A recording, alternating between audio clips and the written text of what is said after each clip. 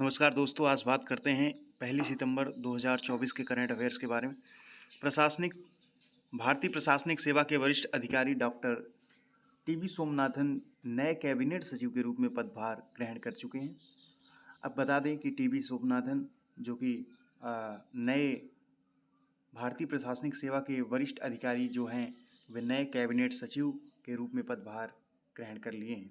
वहीं दूसरी खबर ये है कि भारतीय निशानेबाज अवनी लेखरा ने 10 metre air rifle standing SH1 में स्वर्ण पदक जीत लिया है। अवनी लेखरा ने 2020 के भी पैरालंपिक में स्वर्ण पदक जीता था। फिर बात करते हैं, प्रधानमंत्री नरेंद्र मोदी ने 31 अगस्त को नई दिल्ली में जिला स्तरीय न्यायिक अधिकारियों के 2 दिवसीय राष्ट्रीय सम्मेलन का उद्घाटन किया है। वहीं भारत की आरती ने विश्व अंडर-20 एथलेटिक्स चैंपियनशिप में महिलाओं की 10,000 मीटर पैदल चाल स्पर्धा का कांस्य पदक जीत लिया है।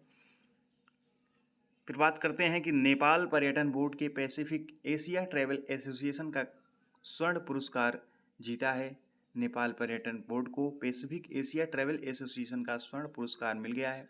यह पुरस्कार जीविका सुधार परियोजना के लिए टिकाऊ पर्यटन श्रेणी में दिया गया है। ये भी इम्पोर्टेंट आप समझ लीजिएगा। प्रधानमंत्री नरेंद्र मोदी ने 2 सितंबर को 3 दिन की यात्रा पर ब्रुनेई और सिंगापुर जाएंगे। ब्रुनेई वही है जिसकी राजधानी बंदर सेनी बागवान है और सिंगापुर की राजधानी आप बताएंगे। भारत, मालदीव, मॉरिशस और श्रीलंका ने हिंद महासागर क्षेत्र में सुरक्षा स्थिरता की चुनौतियों का समाधान करने के लिए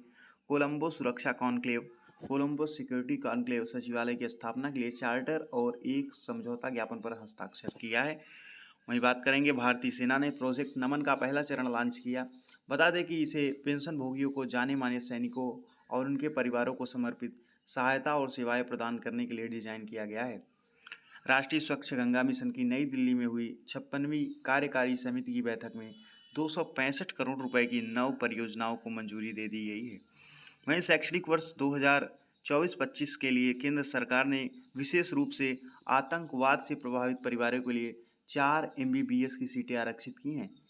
तो जो आतंकवाद से प्रभावित परिवार हैं उनके लिए 4 सीटें आरक्षित की गई हैं।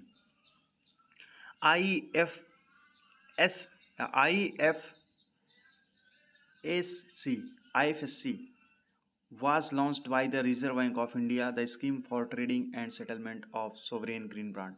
तो IFSC ने सोवरेन ग्रीन बॉन्ड के व्यापार और निपटान की योजना भारतीय रिजर्व बैंक द्वारा शुरू की गई है। वहीं भारतीय सेना ने भूतपूर्व सैनिकों और उनके परिवारों की सहायता के लिए प्रोजेक्ट नमन की शुरुआत की।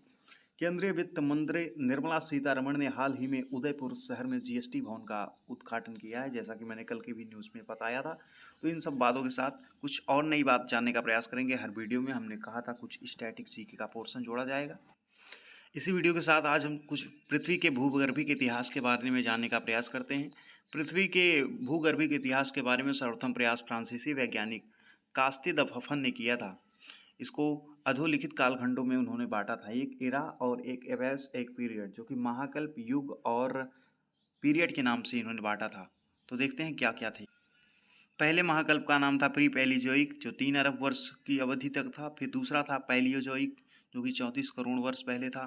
फिर उसके बाद मीसोजोइक, और फिर उसके बाद सीनोजोइक, और उसके बाद नवजीवी सीनोजोइक, फिर उसके बाद नियोजोइक, फिर नियोजोइक में ही हम लोग इस समय हैं। प्री पैलीजोइक में एक आर्कियन था, एक प्री कैम्ब्रियन था, और फिर पैलीजोइक में था कैम्ब्रियन और ऑर्डोविशियन और सिल्यूरियन, डेवोरियन, कार्बोनिफेरस, पार्मियन। तो कैओसी डेकापा इसका एक ट्रिक था, कैओसी डेकापा, इसको आप याद करेंगे। फिर उसके बाद प्री पैलीजोइक के बाद हम लोग मीसोजोइक एज में देखते हैं, जिसमें ट्रियोसिक, जुरासिक, क्रिटेशियस था। जुरासिक में आपका डायनासोर्स आते हैं। कैम्ब्रियन, ऑर्डोविशियन, सिल्यूरियस, डेवोरियन, कार्बोनिफेरस, पार्मियन जो था वो था कह सकते हैं पैलीजोइक एज। प्री पैलीजोइक में फिर से देखते हैं आर्कियन और प्री कैम्ब्रियन। इसी युग में आपकी अरावली चट्टान बनी थी। और ट्रियोसिक, जुरासिक, क्रिटेशियस जो कह सकते हैं कि आपका ये युग है जहाँ पर डायनासोर मिले थे। फिर उसके बाद आ जाते हैं नए सीनोजोइक एज में। सीनोजोइक में ही आपका बनता है जो हिमालय है, पेलियोसिन और इयोसिन, ओलिगोसिन और मायोसिन, प्लायोसिन। फिर उसके बाद नियोजोइक में आ जाता है आपका प्लिस्टोसिन, होलोसिन, जिसमें हम लोग जी रहे हैं। तो इन सब बातों के साथ आज के वीडियो का समापन करते हैं। Current affairs in 5 minute. कुछ और अन्य बातें भी हमने कार्ड दी फफन के बारे में जान ली। जिसको हम लोग ऐसे याद कर लिए हैं। पहले में आर्कियन बना था, प्री पैलियोजोइक में आर्कियन में बना था ग्रेनाइट नीस। प्री कैम्ब्रियन में समुद्र गर्म हो गया था जिसमें रीढ़ विहीन समुद्री जीव आए। अरावली प्रस्थधारवाड़ चट्टानें बनी। वहीं कैम्ब्रियन की बात करें तो इसमें युग की शुरुआत हुई, महासागर का अतिक्रमण हुआ स्थलों पर। विंध्याचल पर्वत भी इसी कैम्ब्रियन ही के समय का ही है। फिर उसके बाद समुद्री जीव प्लस घास भी आए इस समय। फिर उसके बाद आर्डोविशियन, जो कि आर्डोविशियन कैम्ब्रियन के बाद आर्डोविशियन में सरीसृप घास हुए। सिल्यूरियन में स्थल पर वनस्पति आए। वहीं डेवोरियन में मछली, उभयचर और फर्न आए। वहीं कार्बोनिफेरस में आपका सरीसृप आता है जिसमें कार्बनिक चीज़ें आती हैं। अमेरिकन हलचल होता है, फ्रांस बनता है। इसी समय कार्बोनिफेरस में ही अंगारा लैंड और गोंडवाना लैंड बनता है। फिर उसके बाद पार्मियन में भ्रंशोत पर्वत जैसे अपलेशियन, अल्ताई और स्पेनिश और मेजोरा पर्वत बनते हैं। अब फिर मेसोजोइक एज की बात करें तो सरीसृप का काल रहा था इसमें। इसमें ट्रायोसिक में सरीसृप काल रहा। वहीं जुरैसिक में डायनासोर आया। क्रिटेशियस में रॉकी एंडीज टक्कन ट्रैप काली मिट्टी का बनना हुआ। वहीं क्रिटेशियस में फिर सीनोजोइक एज में आ जाता है पेलियोसिन में स्तनधारी का काल, इसी में बंदर और रॉकी आया। इयोसिन में लावा का निकला, जैसे ही लावा निकला लावा के निकलने से पठार बना। फिर ओलिगोसिन में पर्वत का निर्माण हुआ, इसमें बृहद हिमालय बना। वहीं मायोसिन में आपका मध्य लघु हिमालय बना। वहीं प्लायोसिन में आपका शिवालिक हिमालय बना, इसीलिए कहते हैं एकदम नवीन पर्वत है। फिर नियोजोइक एज जिसमें हम जी रहे हैं। प्लिस्टोसिन हिमयुग का प्रारंभ, कुल 4 हिमयुग हुई। और फिर उसके बाद होलोसिन, जलवायु में समानता आई। पूर्ण विकसित मानव जो अब तक जारी है। तो ये कार्डीवर्फन के काल विभाजन को, जो कि बहुत एग्जाम में पूछा जाता है, आप लोग कन्फ्यूज रहते हैं, तो बड़ी चीज़ें हैं, इसको आप लोग याद करेंगे। तब तक के लिए धन्यवाद। जैसा भी कमेंट में आप लोग अगर कहेंगे तो अलग से फिर वीडियो चलाई जाएगी जियोग्राफी की और हिस्ट्री की। तब तक के लिए धन्यवाद। जय हिंद।